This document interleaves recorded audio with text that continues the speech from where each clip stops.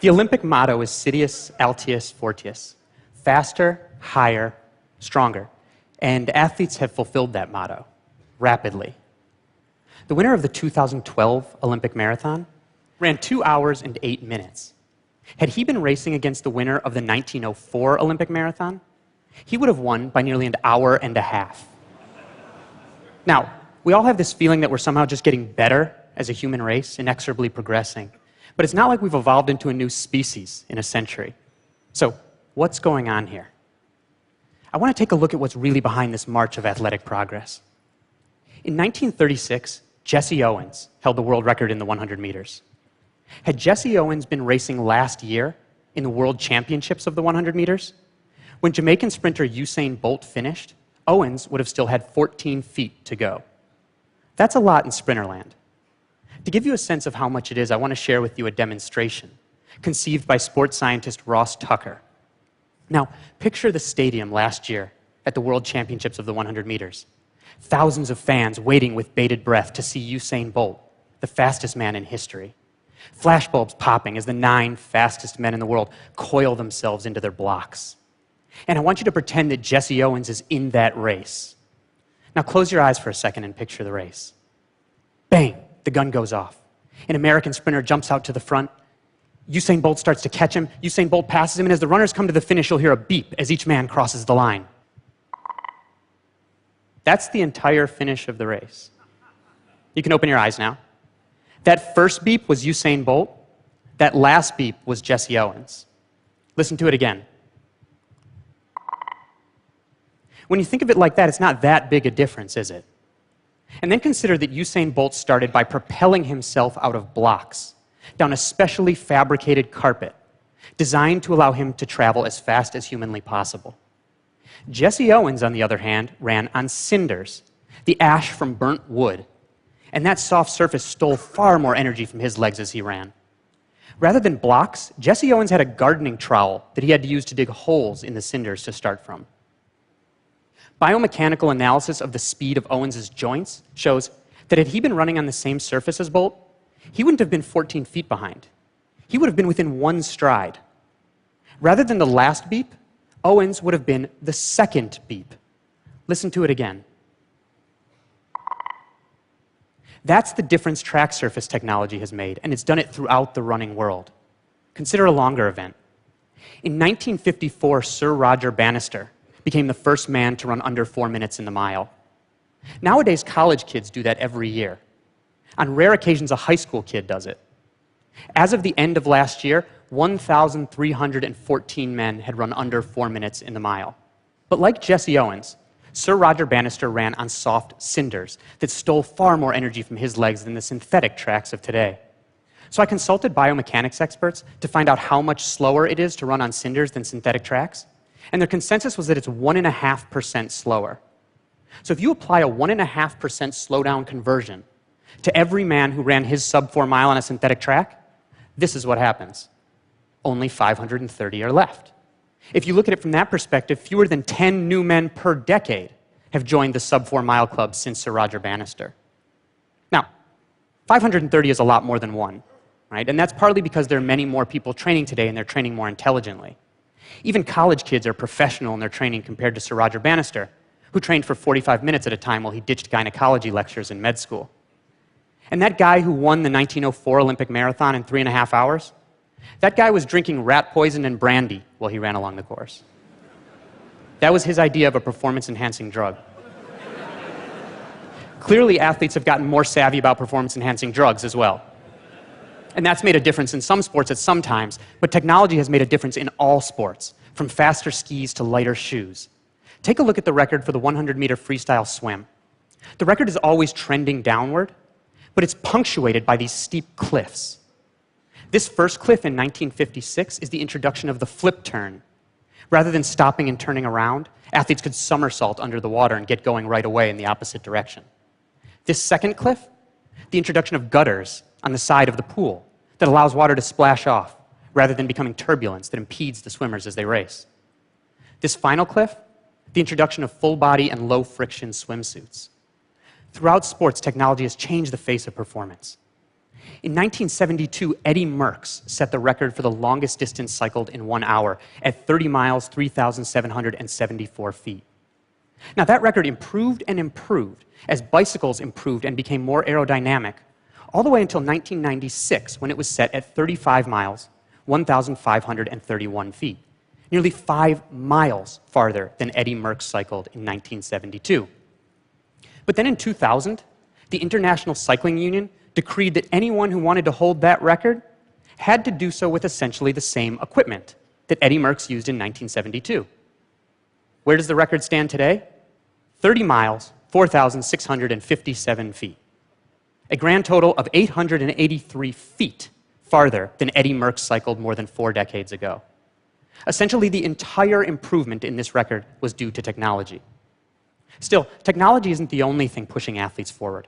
While indeed we haven't evolved into a new species in a century, the gene pool within competitive sports most certainly has changed. In the early half of the 20th century, physical education instructors and coaches had the idea that the average body type was the best for all athletic endeavors. Medium height, medium weight, no matter the sport. And this showed in athletes' bodies. In the 1920s, the average elite high jumper and average elite shot putter were the same exact size. But as that idea started to fade away, as sports scientists and coaches realized that rather than the average body type, you want highly specialized bodies that fit into certain athletic niches. A form of artificial selection took place, a self-sorting for bodies that fit certain sports.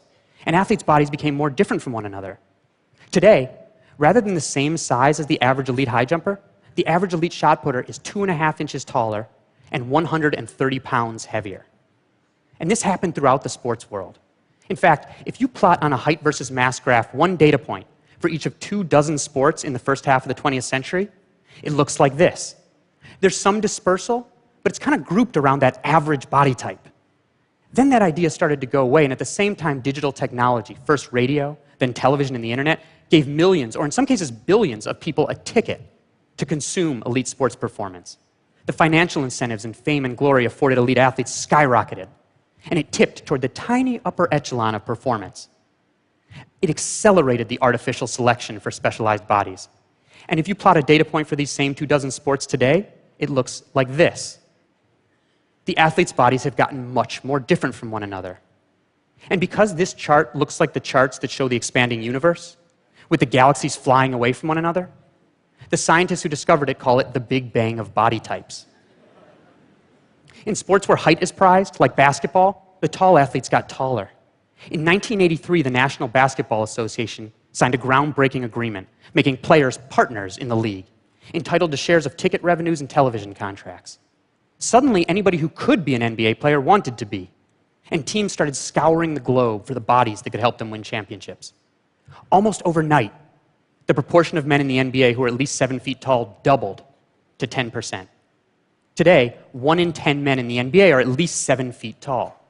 But a 7-foot-tall man is incredibly rare in the general population. So rare that if you know an American man between the ages of 20 and 40 who's at least 7 feet tall, there's a 17% chance he's in the NBA right now. That is, find 6 honest 7-footers, 1 is in the NBA right now. And that's not the only way that NBA players' bodies are unique. This is Leonardo da Vinci's Vitruvian Man, the ideal proportions, with arm span equal to height. My arm span is exactly equal to my height. Yours is probably very nearly so, but not the average NBA player. The average NBA player is a shade under 6'7", with arms that are 7 feet long. Not only are NBA players ridiculously tall, they are ludicrously long. Had Leonardo wanted to draw the Vitruvian NBA player, he would have needed a rectangle and an ellipse, not a circle and a square.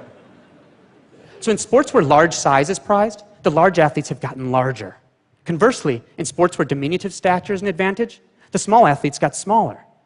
The average elite female gymnast shrunk from 5'3" to 4'9" on average over the last 30 years. All the better for their power to weight ratio and for spinning in the air. And while the large got larger and the small got smaller, the weird got weirder. The average length of the forearm of a water polo player in relation to their total arm got longer. All the better for a forceful throwing whip. As the large got larger, small got smaller, and the weird weirder. In swimming, the ideal body type is a long torso and short legs, It's like the long hull of a canoe for speed over the water. And the opposite is advantageous in running. You want long legs and a short torso. And this shows in athletes' bodies today. Here you see Michael Phelps, the greatest swimmer in history, standing next to Hisham El Garouj, the world record holder in the mile. These men are 7 inches different in height. But because of the body types advantaged in their sports, they wear the same length pants. 7 inches difference in height, these men have the same length legs. Now, in some cases, the search for bodies that could push athletic performance forward ended up introducing into the competitive world populations of people that weren't previously competing at all, like Kenyan distance runners. But we think of Kenyans as being great marathoners. Kenyans think of the Kalenjin tribe as being great marathoners. The Kalenjin make up just 12% of the Kenyan population, but the vast majority of elite runners. And they happen on average to have a certain unique physiology. Legs that are very long and very thin at their extremity. And this is because they have their ancestry at very low latitude in a very hot and dry climate. And an evolutionary adaptation to that is limbs that are very long and very thin at the extremity for cooling purposes. It's the same reason that a radiator has long coils, to increase surface area compared to volume to let heat out. And because the leg is like a pendulum, the longer and thinner it is at the extremity, the more energy efficient it is to swing.